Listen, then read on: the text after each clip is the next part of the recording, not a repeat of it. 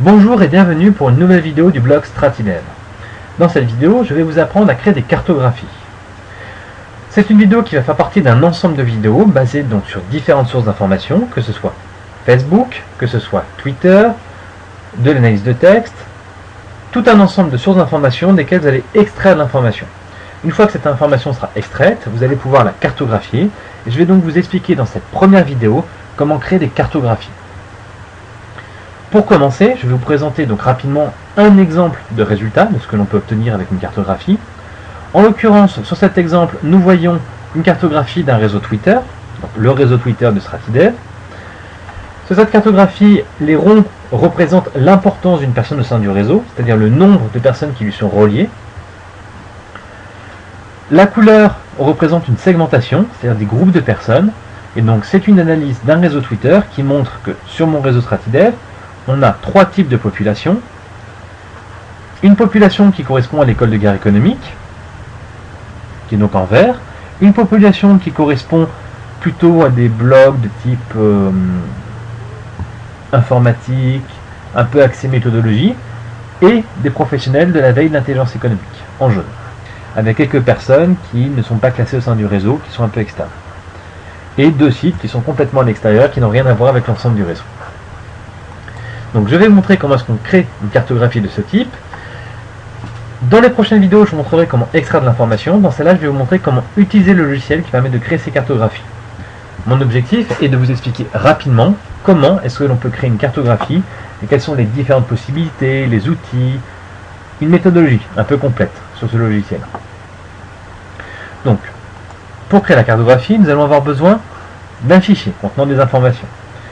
Je vais prendre par exemple un extrait qui s'appelle Les Misérables, qui a priori est un extrait du livre comportant 77 mots et les liens qui peuvent exister entre ces différents mots au sein du livre, donc 254 liens.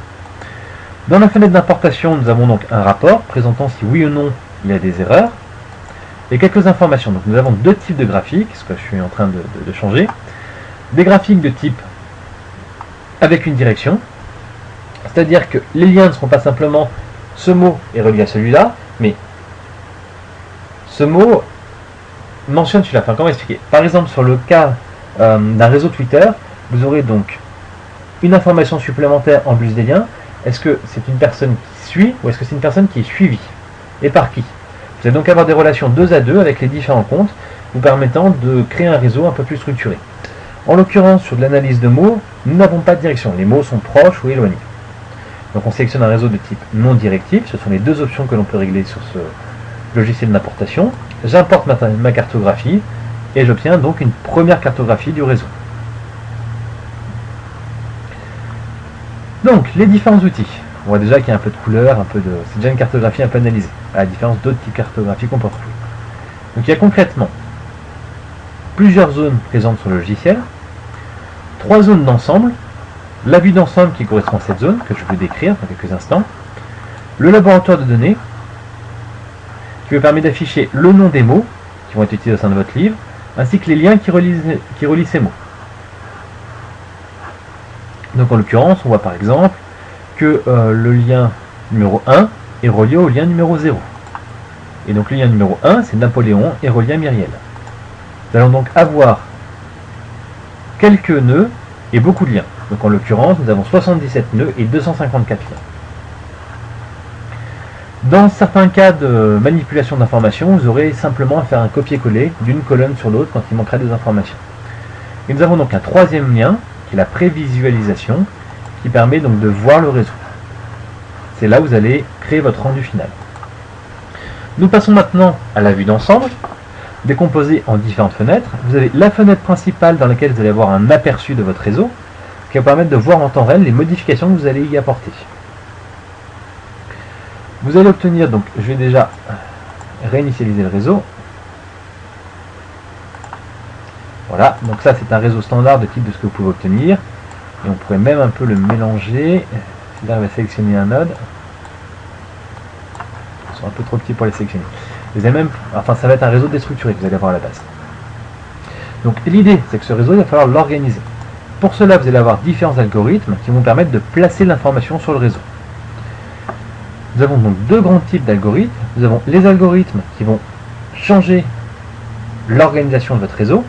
Donc dans la plupart des cas, ça sera du Force Atlas. Je vous montre un exemple en réglant différents paramètres. Sachant que dans chacun des exemples que je vous montrerai dans mon article, vous aurez les paramètres qui vous seront donnés.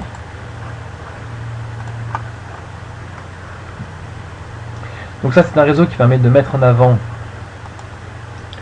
les divisions. Vous allez donc avoir 4 grands types d'algorithmes. Je vous récupère l'extrait de publication pour vous montrer un peu ces 4 différents réseaux. Et je vais vous montrer un petit peu la taille. Donc 4 grands types de réseaux. La mise en avant des divisions avec des algorithmes de type OpenORD. La mise en avant des complémentarités, comme celui que je viens juste de vous montrer. Donc c'est Force Atlas, Yan-Hu, Klosterman. La mise en avant d'un classement, c'est-à-dire une note qui va être attribuée à chacun des mots en fonction de différents paramètres, ou une répartition géographique. En l'occurrence, dans la plupart des modèles que je vais vous montrer, comme c'est de la cartographie de réseau, nous allons nous baser sur un seul algorithme, l'algorithme Force Atlas. Donc les paramètres vous seront fournis dans chacun des exemples. Vous avez donc 2 algorithmes supplémentaires que vous pouvez appliquer. Toutes ces explications seront bien sûr présentes en dessous de cette vidéo, dans mon article. Vous avez donc 2 autres algorithmes. L'ajustement des labels, qui vous permet, lorsque vous aurez les mots-clés affichés sur l'image, d'éviter que ces mots-clés se chevauchent. Et un algorithme à peu près similaire qui s'appelle Noverlap, qui permet lui aussi d'éviter le chevauchement des mots. Pas forcément très efficace dans cet exemple. Donc, une fois qu'on a utilisé un algorithme pour placer l'information, donc vous avez différents types d'algorithmes. Force Atlas est celui que je vous recommande, mais vous pouvez par exemple aussi mettre sous forme de cercle l'information, même si c'est un peu lisible, sous forme de cercle l'information. Donc vous connaîtrez sûrement un des types de réseaux qui existent sur Internet. Alors, je vous invite à tester les différents algorithmes. Une fois que vous l'aurez mis sous forme de réseau, notre objectif, ça va être de donner de la couleur à ce réseau, mettre en avant certaines données. Donc en l'occurrence, nous avons un outil de statistique qui va nous permettre de calculer des informations sur les différents mots qui sont présents au niveau de notre réseau. Donc ça peut être des mots, des comptes Twitter. En l'occurrence, comme on est sur un livre, ça va être des mots. Donc il y a quelques fonctionnalités qui vont nous intéresser dans l'onglet statistique. La fonctionnalité degré pondéré, qui permet de calculer le nombre de liens en moyenne qu'a un mot. Donc par exemple, ça peut être ce mot qui va avoir quinzaine de liens. Nous avons modularité, qui permet de déterminer si oui ou non les liens appartiennent à une communauté, enfin vos mots appartiennent à une communauté. Donc on peut avoir par exemple un regroupement de 5 mots qui vont appartenir à la même communauté. Nous allons voir après ces différentes statistiques, concrètement ce que ça donne lorsqu'on les utilise. Nous avons la centralité EigenVector, qui permet de savoir si un mot au sein de ce réseau est important. C'est-à-dire, est-ce qu'il a beaucoup de liens, est-ce qu'il se place bien au niveau du réseau, est-ce qu'il est important par rapport aux autres mots. Donc c'est 3 statistiques que nous allons utiliser. Le EigenVector, la modularité et les degrés pondérés. Vous pourrez utiliser 2 statistiques et un peu découvrir un peu plus en détail ce logiciel, mais pour les exemples que je vais montrer, ça va être les 3 principales statistiques qui seront utilisées. Donc pour utiliser ces statistiques, dans la plupart des cas, ce que nous effectuons, c'est que nous allons faire une partition. Donc nous avons les onglets ici qui permettent, à partir des statistiques, de mettre des couleurs, augmenter la taille de certains mots, représenter visuellement l'information un peu différemment. Nous allons donc créer une partition en fonction de la classe modularité. Donc la classe modularité, c'est se dire, est-ce qu'on peut regrouper oui ou non ces mots en fonction de certaines classes. Et donc là, nous avons 6 classes qui ont été créées. Une première classe qui va représenter 30% des mots, une deuxième classe qui va représenter 20% des mots, une troisième classe qui va représenter 10%. Donc en fait, nous avons différentes communautés observables sur le réseau. Nous avons donc une première colorisation qui s'est affichée. Nous allons augmenter la taille des mots, parce que pour le moment, ils ne sont pas visés sur le graphique. Nous allons dans Classement. Vous avez donc 2 onglets, soit un onglet couleur, soit un onglet taille. C'est l'onglet taille que nous allons utiliser. Et nous allons donner une taille aux mots en fonction de l'importance qu'ils ont dans le réseau, c'est-à-dire leur coefficient EigenVector.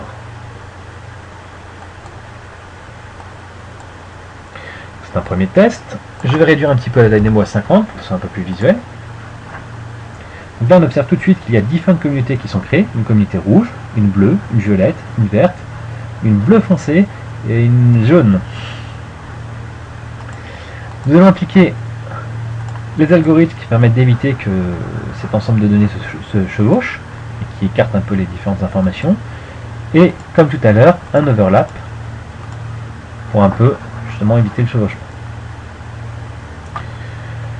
Certaines des informations ne seront pas utiles dans l'analyse, vous pouvez donc les filtrer. En l'occurrence, l'un des filtres qui sera le plus utilisé sur les analyses que je vais vous montrer, ça va être un filtre en fonction du nombre de degrés. C'est le nombre de liens que va avoir un mot au sein du réseau. Un mot, un compte Twitter, une personne. Vous appuyez sur l'onglet filtrer, une fois que vous avez pris donc votre plage de degrés et que vous l'avez fait glisser dans les filtres actifs, et le filtre s'installe automatiquement. Vous pouvez régler le nombre de liens minimum qu'il faut à un mot pour apparaître au sein de votre réseau. Donc en l'occurrence, on va mettre 3 liens. Et ça nous permet, comme vous venez juste de le voir, de diminuer le nombre de personnes qui sont présentes sur le réseau, en fonction de leur nombre de liens. Nous avons donc une représentation visuelle de l'information, mettant en avant sur un ensemble de mots-clés au sein d'un livre, les mots les plus importants, donc souvent des personnes, et les relations entre ces mots. Nous allons maintenant passer donc à une dernière partie de la vue d'ensemble, qui est comment est-ce qu'on va afficher les mots sur ces différentes, sur cette représentation visuelle. Pour cela, vous devez juste cliquer sur afficher les labels et régler la taille approximative des labels. Cette taille changera dans la vue dans le rendu final. Vous pouvez aussi régler à peu près la taille des différents liens. Nous avons donc notre cartographie qui met en avant les relations entre les personnes au sein du livre. Et nous allons donc dans prévisualisation pour avoir un rendu final. Je rafraîchis la prévisualisation pour avoir mon rendu. J'affiche les labels, c'est-à-dire le nom de chacun des mots, des personnes. Je vais éviter de mettre une taille proportionnelle, donc là c'est un peu trop petit, donc je vais laisser la taille proportionnelle mais réduire la police d'écriture pour obtenir un résultat final un peu mieux. J'essaie juste de voir ce que ça peut donner. D'accord. Je vais encore la réduire. Il faut toujours rafraîchir à chaque fois. Et nous avons donc une représentation des liens des personnes au sein du livre. Plus le rond est important, plus la personne est importante, à de liaisons différentes avec différents personnages. Et sa couleur indique approximativement quelles sont les grandes communautés au sein du livre. Je ne connais pas Les Misérables, mais je vous laisse analyser cette information si jamais vous connaissez le livre. Dernière opération, on peut choisir soit d'avoir des liens courbes, soit d'avoir des liens droits. C'est en fonction du rendu final que vous voulez obtenir. Vous pouvez régler dans cette fenêtre tous les paramètres visuels, c'est-à-dire la taille des différents nœuds, la couleur, est-ce que vous voulez mettre dans une boîte, est-ce que vous voulez que la boîte soit opaque. Vraiment très en détail la représentation visuelle finale que vous allez obtenir.